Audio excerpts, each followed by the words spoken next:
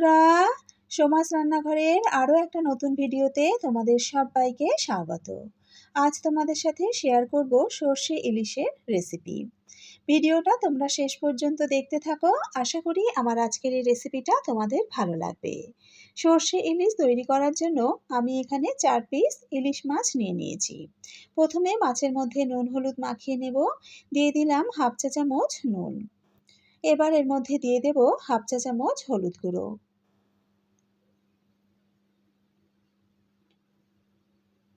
নিয়ে নিয়েছি হাফ চামচেরও কম লঙ্কার গুঁড়ো। লঙ্কার গুঁড়োটা দিয়ে দিলাম, তবে এটা কিন্তু অপশনাল, তোমরা যদি না চাও সেক্ষেত্রে লঙ্কার গুঁড়োটা স্কিপ করতে পারো। এবার মাছের মধ্যে খুব ভালো করে নুন হলুদ আর লঙ্কার গুঁড়ো মাখিয়ে নেব। এইভাবে ভালো করে হাত দিয়ে ঘষে ঘষে দুটো পিঠেই কিন্তু নুন হলুদটাকে ভালো করে মাখিয়ে নিতে হবে। সমস্ত মাছের মধ্যে খুব ভালো করে নুন হলুদ ভালো করে মাখিয়ে নিয়েছি। এবার 5 মিনিট রেখে দেব। এবার একটা বড় বাটি নিয়ে নিয়েছি, তাতে নিয়ে নেব 2 চামচ কালো সর্ষে। এর সাথে দিয়ে দেব 3 চামচ হলুদ সর্ষে বা সাদা সর্ষে। আমি এখানে কালো সর্ষে থেকে হলুদ সর্ষের পরিমাণটা একটু বেশি নিয়েছি, কারণ কালো সর্ষেতে কিন্তু একটু তেতো ভাব আসে, তাই হলুদ সর্ষেটা দিলে পরে সেই তেতো ভাবটা কিন্তু অনেকটা কম হয়।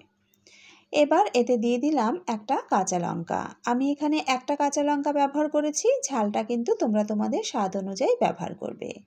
অনেক সময় সর্ষে বাটতে গেলে একটু তেতো হয়ে যায়, তাই একটু নুন দিয়ে দিলাম, তাতে কিন্তু আর তেতো ভাবটা হবে না। এবার পরিমাণ মতো জল দিয়ে মিক্সিতে ভালো করে একটা পেস্ট বানিয়ে নিয়েছি। দেখো, পেস্টটা এরকম একটা ছাঁকনির মধ্যে নিয়ে নিয়েছি। মিক্সারের বাটিটা জল দিয়ে ধুয়ে জলটাও দিয়ে দিলাম। এইবার এইভাবে সর্ষে বাটাটাকে ভালো করে চামচের সাহায্যে ছেঁকে নেব। দেখতে পাচ্ছ এখানে কিন্তু সর্ষের খোসাগুলো বেরিয়ে আছে, আর কিন্তু সর্ষের কাঁধটা নিচে পড়ে গেছে। অনেক সময় সর্ষে বাটা রান্না খেলে অনেকের গ্যাস অম্বলের সমস্যা হয়, তাই এইভাবে যদি ছেঁকে নেওয়া যায় তাহলে কিন্তু কোনো রকম সমস্যা হয় না। সর্ষে বাটাটা একটা সাইডে রেখে দিলাম।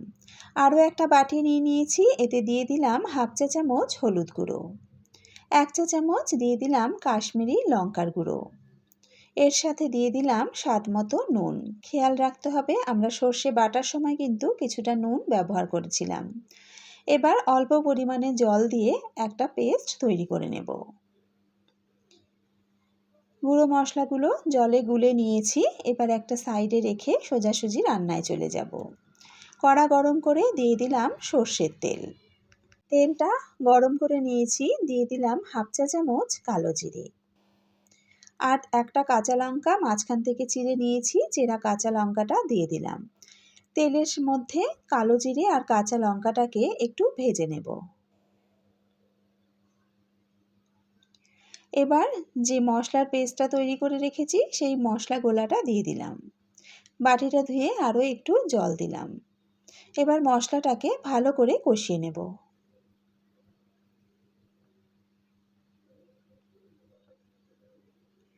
মশলাটাকে দেখো ভালো করে কষিয়ে নিয়েছি। মশলা কিন্তু খুব ভালো মতন কষানো হয়ে গেছে, তেল ছেড়ে দিয়েছে। এবার এতে জল দিয়ে দেব। ভালো করে জলটাকে মশলার সাথে মিশিয়ে নেব। হাই ফ্লেমে দেখো গ্রেভিটা খুব ভালোভাবে ফুটে উঠেছে। এবার নুন হলুদ লঙ্কা মাখানো মাছের পিসগুলো এক এক করে দিয়ে দেব। সর্ষে ইলিশ কিন্তু কাঁচা মাছেই খেতে বেশি ভালো লাগে, তবে যারা কাঁচা মাছ খেতে পছন্দ করো না তারা হালকা করে মাছগুলো একটু ভেজে নিতে পারো। তবে সর্ষে ইলিশের স্বাদ কিন্তু কাঁচা মাছেই বেশি ভালো হয়। মাছগুলোকে একবার একটু ওলটপালট করে দিলাম।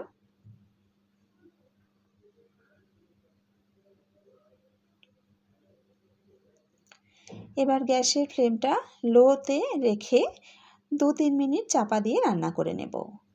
2-3 মিনিট পর চাপাটা তুলে নিলাম। মাছের পিসগুলোকে আর একবার ওলটপালট করে দেব, যাতে এপাশটাও খুব ভালোভাবে সেদ্ধ হয়ে যায়।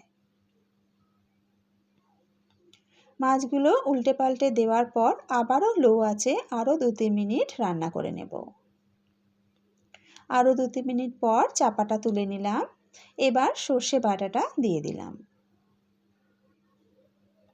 এর সাথে দিয়ে দেব কিছু চেরা কাঁচা লঙ্কা। একবার ভালো করে মাছগুলোকে নাড়াচাড়া করে দেব। মাছগুলোকে একটু ওলটপালট করে দিচ্ছি।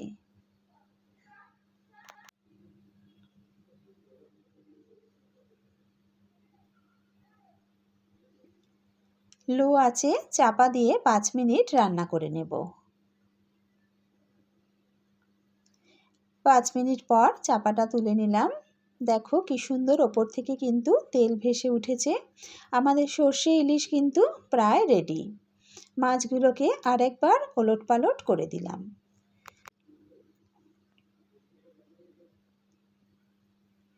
যেহেতু সর্ষে বাটার রান্না, তাই ওপর থেকে আরও একটু কাঁচা সর্ষের তেল ছড়িয়ে দেব।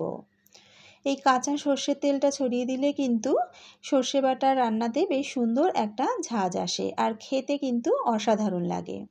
সর্ষের তেলটা দেওয়ার পর আবারও একবার হালকা হাতে একটু মিশিয়ে নেব।